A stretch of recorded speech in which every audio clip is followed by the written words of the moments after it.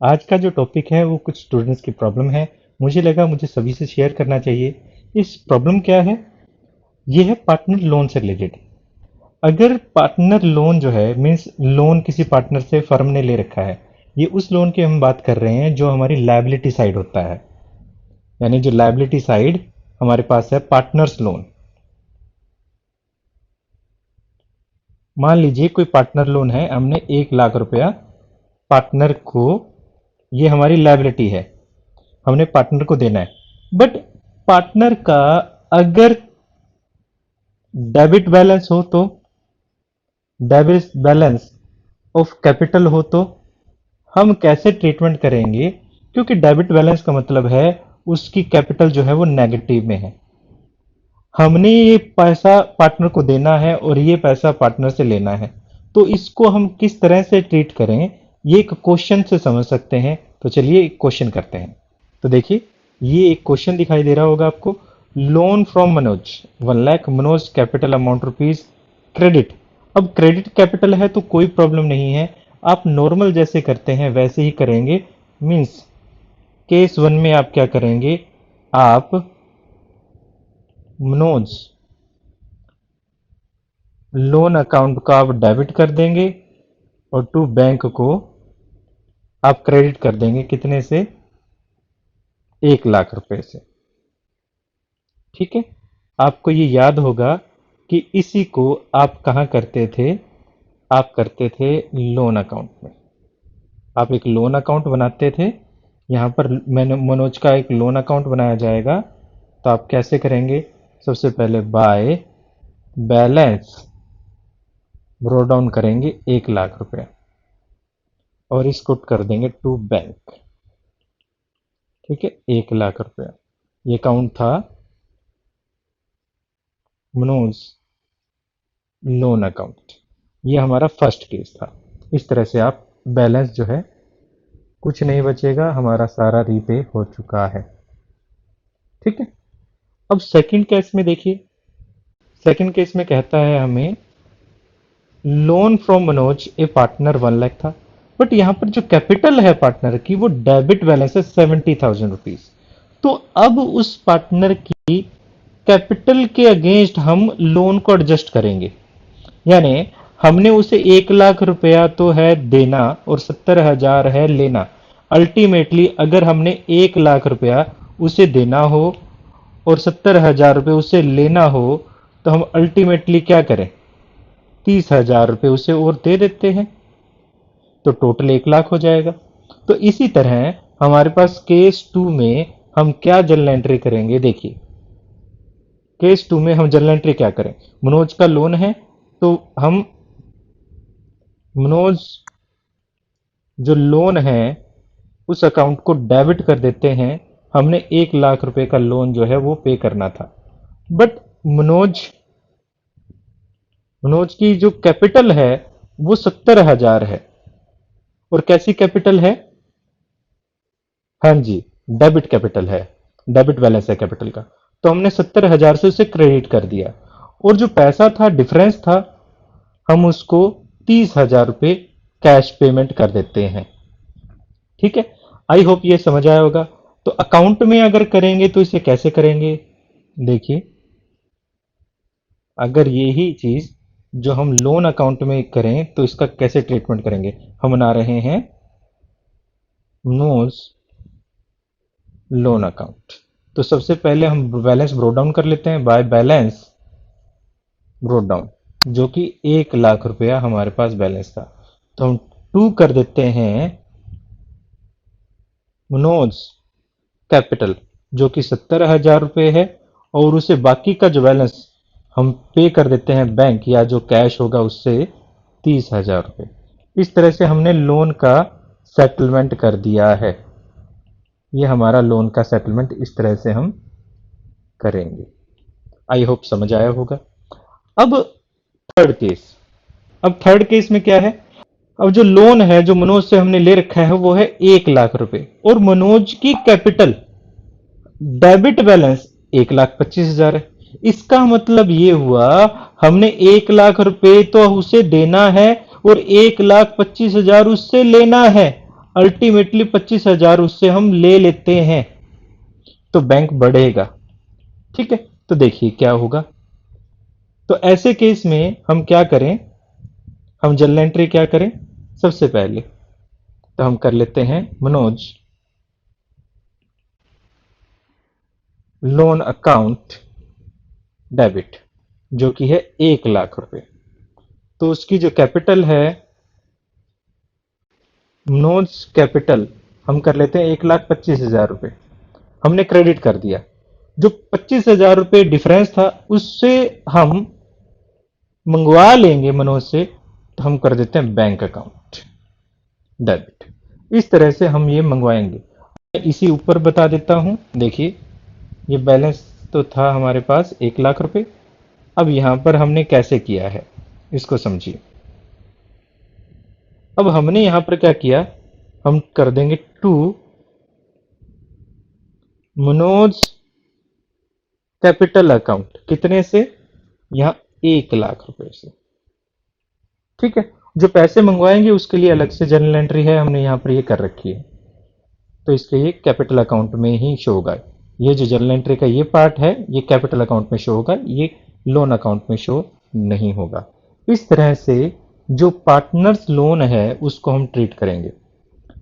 आगे हम देखते हैं, इसके साथ में कुछ दो छोटे टॉपिक्स और बताना चाहता हूं और एक बड़ा क्वेश्चन हम करते हैं। देखिए, जो आज का हमारा जो सेकंड टॉपिक है वो है बैंक ओवरड्राफ्ट।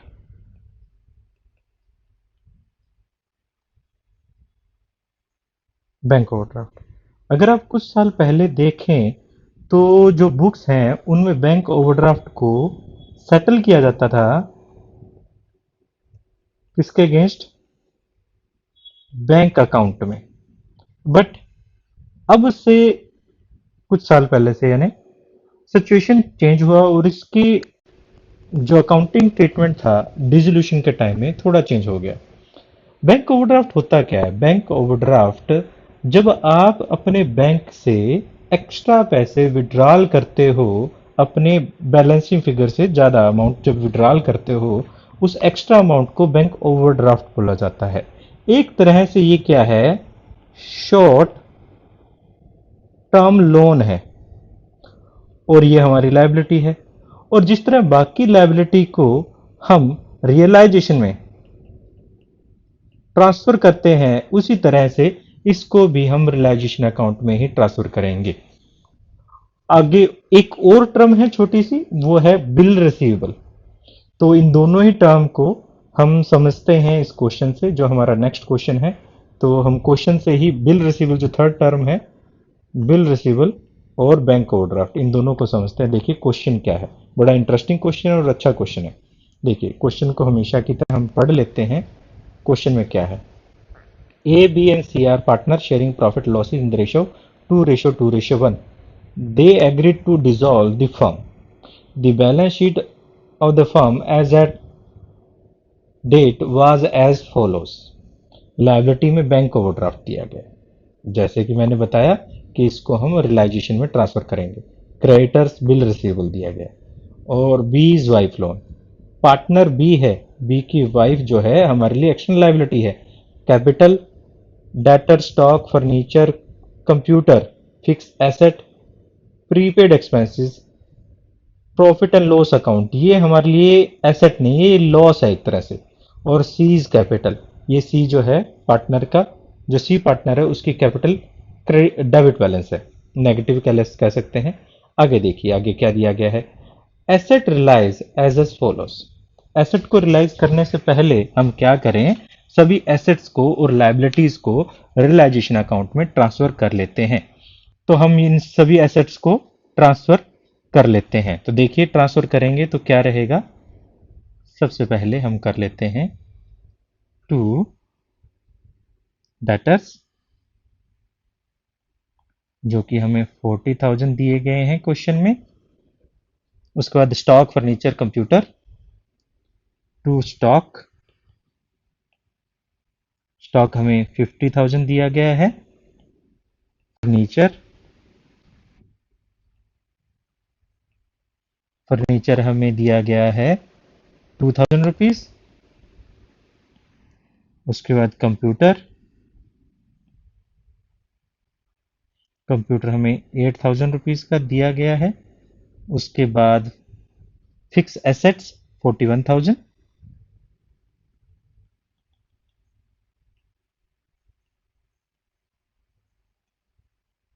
और लास्ट में प्रीपेड एक्सपेंसेस जो कि 1,000 था। ठीक है, तो हमने ये एसेट्स ट्रांसफर कर ली, ये हम ट्रांसफर नहीं करेंगे। और ये तो कैपिटल पार्टनर से रिलेटेड कोई भी आइटम ट्रांसफर नहीं होती। अब उसके बाद हमारे पास bank overdraft, creditors, bills payable और बीज वाइफ लोन, हम ये भी ट्रांसफर करेंगे, कर लेते हैं। कहाँ पर? Credit side. Credit side transfer कर लेते हैं बाय बैंक ओवरड्राफ्ट जो कि है 4,000। और उसके बाद हमारे पास क्रेडिटर, बिल रिसीवेबल और बीज वाइफ लोन। क्रेडिटर्स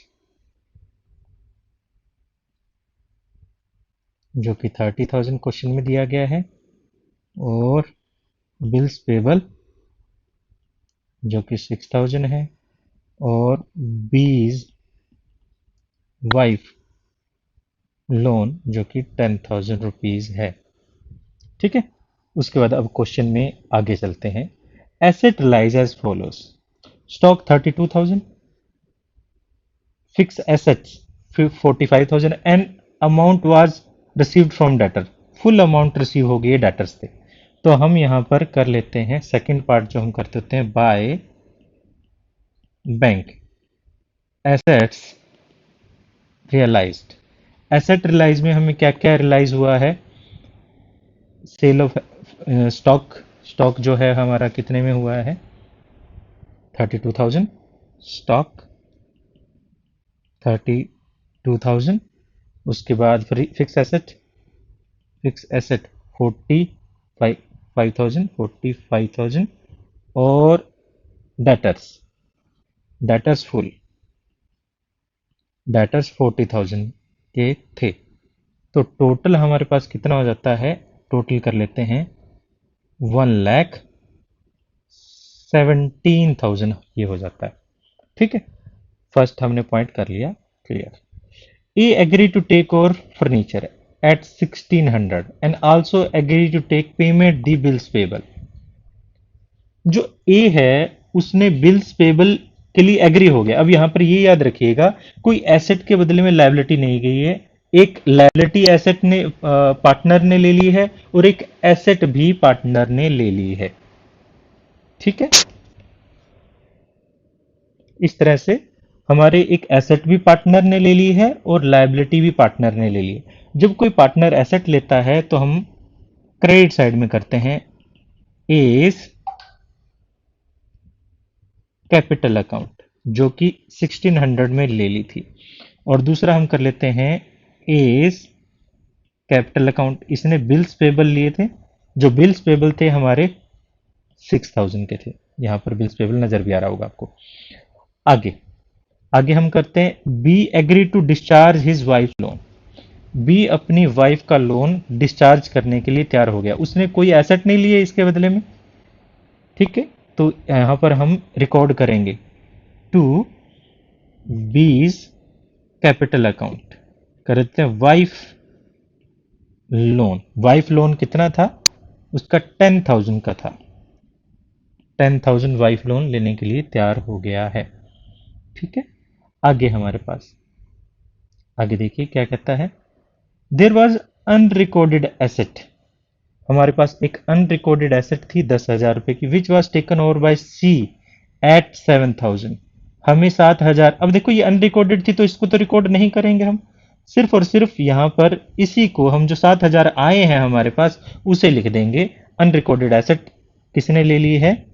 सी ने ले ली, तो बाय सीज कैपिटल हमने कर दिया अकाउंट अनरिकॉर्डेड एसेट्स। एसेट है सिर्फ, तो ये 7,000 में उसने ले ली है। आगे देखते हैं आगे क्या कहता है। A bill receivable of 5,000 was received from customer Mohan. कोई मोहन नाम से कस्टमर था, उससे हमने बिल लिया था 5,000 रुपए का। अब इसको ये बात समझने वाली है। And the bill was from the bank. Mohan become insolvent at and 60 paisa per rupees has been received from his state. अब देखिए, समझते हैं इस बात को। कोई एक हमारे पास बिल रिसीवल लेना था, जिसकी कीमत हमारे पास कितनी थी, हमें क्वेश्चन में दिया गया 5,000। ये हमारे लिए क्या था, बिल रिसीवल था। ये पर्सन था मोहन। मोहन से हमने बिल रिसीवल लेना था। और मोहन क्या हो गया, इंसॉल्वेंट हो गया, और 60 पैसा उसकी स्टेट से रिसीव हो सकता है। यानी इस 5,000 में से 5,000 का 60% ले लें तो ये रिकवर हो जाएगा। ठीक है, 5,000 का 60% ले लें तो 3,000 रुपये हमारा रिकवर हो जाएगा। 3,000 रिकवर हो जाएगा और बाकी 2,000 क्या हो जाता है, लॉस हो जाता है। मेरे ख्याल से ये बात समझ आई होगी आपको। तो हम 3,000 लिख देंगे कि हमारे पास 3,000 रिकवर हो गया है बैंक से। तो यहां पर हम लिख देते हैं बाय बैंक। क्या है ये, बिल रिसीवल डिसऑनर जो हुआ है उसका है कितना, 3,000 रुपये। ठीक है, मेरे ख्याल से ये बात समझ आई है। अब देखिए, जब कोई बिल डिसऑनर होता है, हमने यहां पर पहले लिख दिया कि हमें यहां पर 3,000 रुपये जो है रिसीव हुए हैं। अगर हमारा जो बिल है डिसऑनर हो गया और इंसॉल्वेंट होने पर उसके 3,000 हमें रिसीव हुए। बट हमें एक्चुअल में पे कितना करना है, क्या हमें कुछ पे भी करना है? यस, हमें यहाँ बैंक को पे करना है। बैंक को पूरा पे करना है। देखिए होता क्या है, हमने यहाँ पर एक बिल है जो लिया और डिस्काउंटेड करवा रखा है। याद रखिएगा, हमने एक बिल लिया जो यहाँ पर क्या करवा रखा है, डिस्काउंटेड करवा रखा है। जब आप बिल डिस्काउंटेड करवाते हैं बैंक से तो होता क्या है, आपको शायद याद भी होगा, अगर नहीं याद में तो थोड़ा आपको बता देता हूँ। देखिए, मान लीजिए ये कोई पर्सन था, मोहन। मोहन से आपके पास बिल आया। अब आप रोएंगे और आप बैंक के पास लेकर जाते हैं। मोहन ने आपसे को 5,000 रुपये देने थे। ये 5,000 रुपये, अब आपके पास एक बिल रिसीवल आया। उस बिल रिसीवल को लेकर आप बैंक के पास चले गए और आपने इसको करवा लिया डिस्काउंट। अगर बिल डिसऑनर हो जाता है तो आप क्या करेंगे, आप मोहन से पैसा लेंगे और बैंक को पैसा दे देंगे। बट अब क्योंकि मोहन इंसॉल्वेंट हो गया है तो बैंक को तो पूरा 5,000 पे करना ही करना है। बट मोहन से आपको मिले हैं 3,000 रुपये, 2,000 एक्स्ट्रा आपने पे किए हैं। ये 5,000, मैं इसको 2,000 को छोड़ देता हूं एक बार, क्योंकि ये लॉस हो गया अल्टीमेटली। तो आपने 5,000 क्या हो गया, अपने बैंक को दिए। तो यहां पर इसको भी यहां पर रिकॉर्ड करेंगे। तो मैं रेड पेन से ही कर देता हूं, टू बैंक। ठीक है, ये जो डिसऑनर हुआ था बिल, उसके लिए कितना, 5,000 रुपये। आई होप ये बात आपको समझ आई होगी। तो उसके बाद हम क्या करें, हमने कुछ और चीजें अभी पे नहीं की है। जिस तरह से हमने बैंक ओवरड्राफ्ट का 4,000 रुपया पे नहीं किया है, तो इसको भी पे कर देते हैं टू बैंक, बैंक ओवरड्राफ्ट। तो ये भी हमारे पास 4,000 रुपये है, ये हमने पे नहीं किया है। ठीक है, इसके अलावा और कुछ रह जाता है, देख लेते हैं। आगे देखिए, creditor were paid at discount, credit were paid at a discount of 1,500। हमारे पास क्रेडिटर 30,000 थे, 1,500 रुपये उन्होंने डिस्काउंट दे दिया, तो हमने क्रेडिटर को अब सिर्फ 28,000 रुपये देने हैं। क्रेडिटर को हम पे कर देते हैं 28,500 रुपये। ठीक है, उसके अलावा कुछ रह गया है? मेरे ख्याल से कोई आइटम ऐसी नहीं है जो रह गई हो। ठीक है, हमने सभी आइटम को अच्छे से चेक कर लिया है। तो आगे हम क्या करें, सिर्फ बैलेंस निकाल लेते हैं। बैलेंस निकालने के लिए हम सभी दोनों साइड का टोटल कर लेते हैं। टोटल करें तो हमारे पास डेबिट साइड का जो टोटल है वो आता है 1,95,500 रुपये। 1,95,500 रुपये। अब दोनों साइड का टोटल करके देखेंगे, 16,900 रुपये हमारी बैलेंसिंग फिगर आती है और ये इस तरफ है तो ये क्या हो जाएगा, लॉस हो जाएगा। लॉस हम ट्रांसफर कर देंगे टू पार्टनर्स कैपिटल अकाउंट में। A is capital, B is capital और सी इज कैपिटल में। किस रेशियो में? उनका जो रेशियो था 2:1, इसमें हम ट्रांसफ़र कर देंगे। तो कितना हो जाता है हमारे पास, 338067606760। इस तरह से हमने कर दिया। अब क्योंकि आप देख रहे हैं लायबिलिटी साइड में कोई पार्टनर का लोन नहीं था, उसकी वाइफ का लोन था, वो हमने पे कर दिया। पार्टनर का लोन नहीं था तो हम सीधा ही क्या बना ले, पार्टनर्स कैपिटल अकाउंट बना सकते हैं। तो कैपिटल अकाउंट बनाने के लिए हम ए की कैपिटल में 70,000 और 70,000 और सी की कैपिटल में 8,000 किस साइड, डेबिट साइड ट्रांसफ़र करेंगे ये वाली अमाउंट। तो देखते हैं, हम ट्रांसफ़र करते हैं। सबसे पहले हमने किया बाय बैलेंस ब्रोट डाउन, कितना यहाँ पर 70,000 रुपये, यहाँ पर भी 70,000 रुपये और यहाँ पर टू बैलेंस ब्रो डाउन कर देंगे कितना, 8,000 रुपये। अब जो लॉस हुआ था रियलाइजेशन का वो ट्रांसफ़र कर देते हैं। रियलाइजेशन मैं पूरा नहीं लिख रहा, शॉर्ट लिख रहा हूँ। 6,760 रुपये, 6,760 रुपये, 3,380 रुपये। ठीक है। अब उसके बाद हम क्या करते हैं,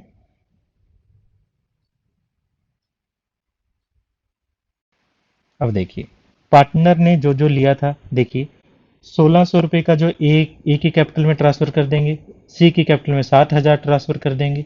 तो हम ये भी ट्रांसफ़र कर देते हैं रियलाइजेशन से टू रियलाइजेशन। ए की कैपिटल में हम 1,600 रुपये और सी की कैपिटल में हम कर देते हैं 7,000 रुपये। ये हमने ट्रांसफ़र कर दिया है। उसके बाद क्या करें, देखिए अब कुछ आइटम ऐसी थी, जैसे ये प्रॉफिट एंड लॉस का जो लॉस बैलेंस था ये ट्रांसफर कर देते हैं 40,000 किस रेशियो में, 2:1 में। ये लॉस है क्योंकि ये ट्रांसफर नहीं होते, ये सेल नहीं होते, तो पार्टनर्स को बियर करने होते हैं। तो 2 कर देते हैं हम क्या, प्रॉफिट एंड लॉस अकाउंट। तो 40,000 को हमने 16,000 और 8,000 में ट्रांसफ़र कर दिया है। अब यहाँ पर कुछ चीज़ें पार्टनर्स ने लायबिलिटी भी बियर की थी, जैसे ए और बी की बात करें।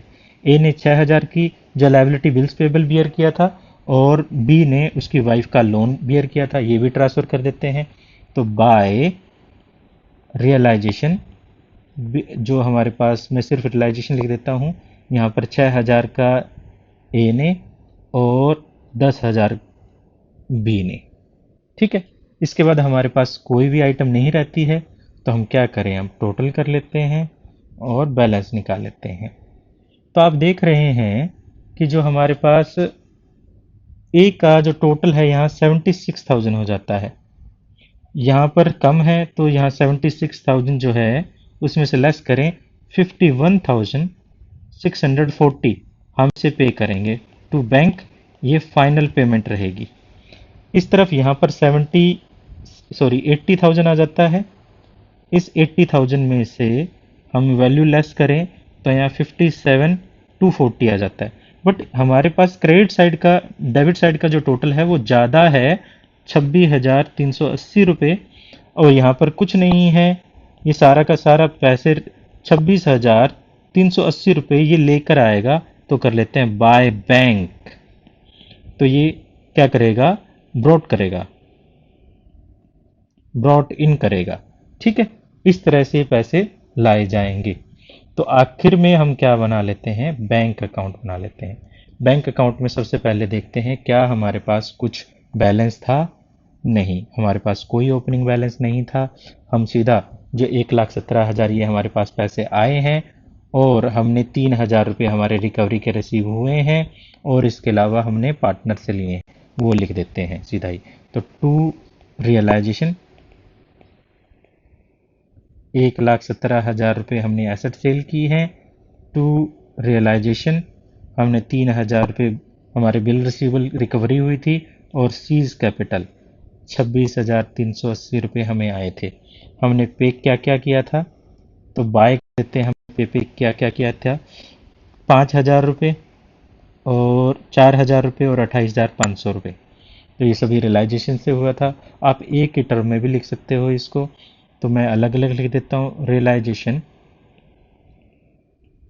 5,000 रुपये बाय रियलाइजेशन 4,000 रुपये और बाय रियलाइजेशन 28,500 रुपये।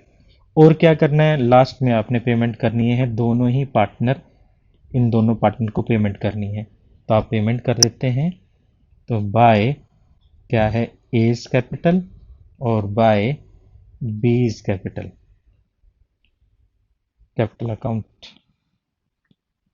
तो हमारे पास 51,640, 51,640 और यहाँ हो जाता है 57,240, 57,240। टोटल कर लेंगे, दोनों साइड का बराबर आना चाहिए। जो टोटल है 1,40,380 आता है।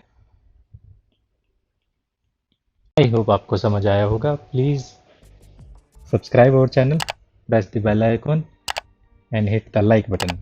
फिर मिलते हैं किसी और वीडियो में, जब तक कि थैंक यू।